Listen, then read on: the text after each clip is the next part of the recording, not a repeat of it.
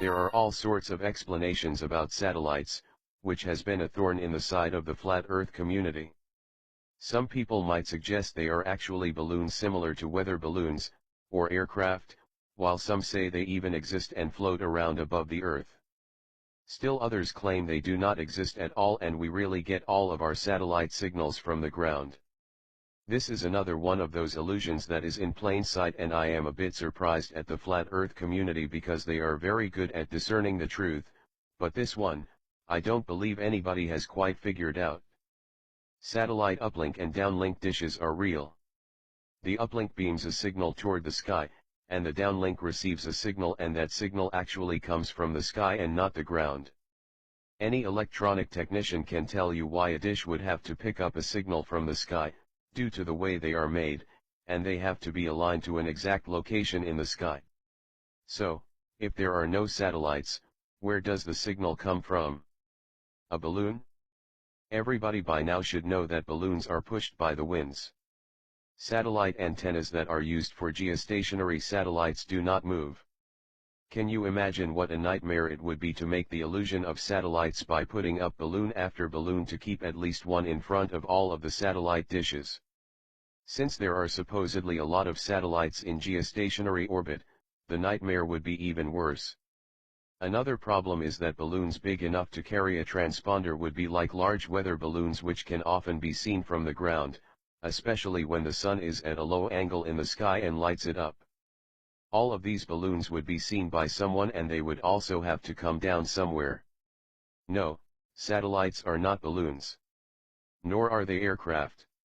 Satellites are also not floating around over the flat plane. It is really quite simple. Engineers have been able to take advantage of some very unique properties of the dome which covers the Earth. If any of you watch science fiction shows like Star Trek, there are hints into all of these things that are hidden, just like in many movies. Star Trek actually uses theoretical science to come up with its explanations and far-out technology. In one of the early Star Trek movies, when they went back to the 20th century to get an endangered whale, they needed some material to make a whale tank in the Enterprise. They visited a supplier of transparent materials, but could not find any that was strong enough.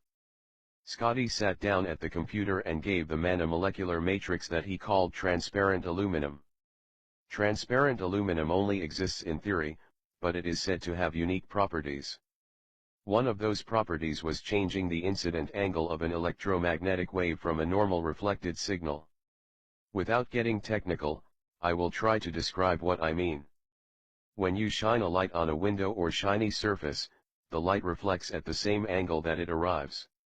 In other words, a mirror placed at a 45-degree angle will bounce light in a manner that it will turn a 90-degree corner. Back during the late 50s and early 60s, scientists were probing the dome with stronger and shorter wavelength radio signals. When their technology improved, they found a strange phenomenon. When a radio signal hit the dome, it did not reflect off at the same incidence angle.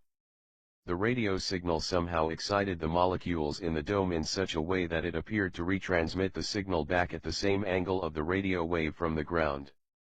This was a revolution for two different groups of people, and those at the top had a brainstorm.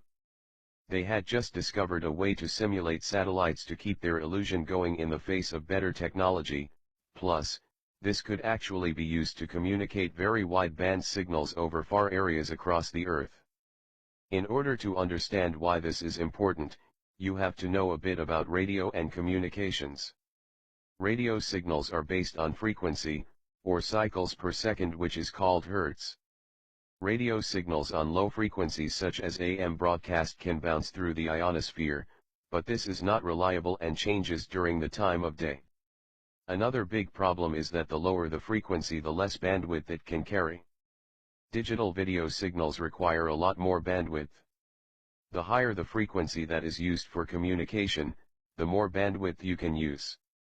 But, when you get up to microwave signals, which are billions of cycles per second, the signal will only go in a straight line and will not bounce off of the upper atmosphere. Let's go back and look at the dome. Because of the unique properties of what we engineers call coherent reflection, Satellite dishes can uplink a signal to the dome and it will reflect back down along the same path. But a secondary signal also bounces off at the same incident angle. This allows bouncing it so that it can be picked up not only locally, but in other countries. But, there was a huge problem. Although radio signals were bouncing off of the dome, they were very weak due to the distances involved. I will provide you the exact dimensions of the dome in a later video. It is well understood and has been probed and measured. Another characteristic that was shown in the transparent aluminum model was related to its electrical charge and its excitability to enhance radio signals that it reflects by resonant molecular motion. If only a way to add a small electrical charge to the dome could be figured out, but this was obviously beyond their capabilities. At least until hydrogen bomb tests in the 50s proved that strong electromagnetic signals called EMP pulses are created with bursts at high altitudes. Secret discussions between the United States and the Soviet Union were held after the scientists determined that with a specified number of upper atmospheric air bursts were planned. To this day, I do not know the exact number. The Soviets and Americans set off several at different locations to make this work. These started in 1958 and the first commercial use of a fake satellite by private industry occurred when Echo 1 was supposedly launched in 1960. After the final charging bursts were fired in 1963, the second fake Echo was launched, while an uplink-downlink were provided for international live television signals between Europe and the United States. The atomic tests worked exactly as the engineers predicted, but there is a problem that has started. Although the charge lasts for years, even decades, it is beginning to drop. The physics of the way the charge works is not linear, so as it drops the reflected signals do not drop, until this charge gets below a certain level. Since atomic tests have been supposedly banned, scientists had to come up with another reason to set off a few atomic booster bursts to keep the charge above this threshold. They had to figure out another way to explain to people why they were setting off atomic bombs in the sky. Along came a new idea: what if the Earth was threatened by something, and what better thing than an asteroid? Of course, both Russia and the United States could design and implement nuclear-tipped rockets to either destroy and nudge a large asteroid over. All of a sudden there are asteroids passing between us and the moon, making near misses. This is a planned programming of the population, so that when the time comes to set off a few more atomic bombs that can be seen from the ground, there will be no question what they are used for. Just like the global illusion. We have come a long way since the first television broadcast that supposedly used the Echo satellite, which was a large inflatable balloon covered with mylar and flashed aluminum. Once they discovered the dome could be used for radio communications, there was a need for more channels and thus more satellites. This is where a big problem for engineers occurred. When the signal hit the dome and reflected, it spread out and it was impossible to reflect different signals within a few degrees of each other off of the dome. Engineers who had developed radars for the Navy and military had used a system called phased array antennas at microwave frequencies to scan very narrow beam radar signals up and down. I do not want to go into detail on this video because it requires a lot of math. If there are those of you who have technical questions about this, please comment and I will provide you with more information. Suffice it to say that by using phased array antenna techniques they were able to send signals into the adjacent spots that are 180 degrees out of phase, which cancel the spreading effect.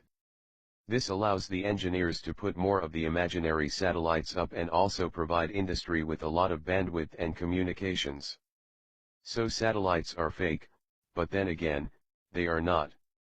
The dome, with its unique characteristics, allows this illusion to exist, and also the billion-dollar satellite communications industry.